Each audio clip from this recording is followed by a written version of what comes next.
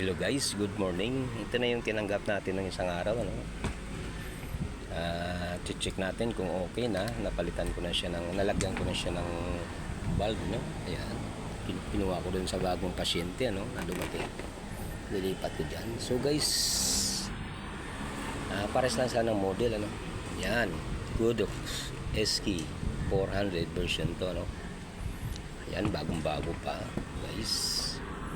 So isasaksak natin to, guys. Eto na, okay, kasaksak na. I-on natin, ano. Ayan, on natin. Okay, may standby at 16. So test natin, ano.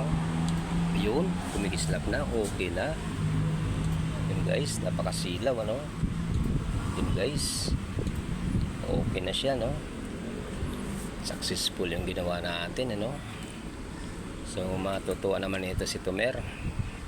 Yan lang guys, masishare ko, ano. Hindi ano lang pala to guys, ano. Disclaimer lang, hindi pala ito tutorial video, no. Nag-aayos lang po tayo ng strobe lights. Pasensya na kayo, ano, kung hindi ko pinapakita paano mag-trouble na ito, no. Yan guys, ano, hindi lang masasabi ko. Maraming salamat. Kung nagustuhan niyo yung video ko, paki-likes na lang, ano. Yan guys, ano, mag-message na lang kayo kung mayroon kayong mga strobe lights dyan na sira, no. Mag-message na lang kayo. Sige guys, hanggang dito lang video natin. Maraming salamat sa panonood, mga boss, mga master, mga sir, mga ma'am. Magandang araw sa inyo lahat. Magandang gabi. Mabuhay po tayong lahat.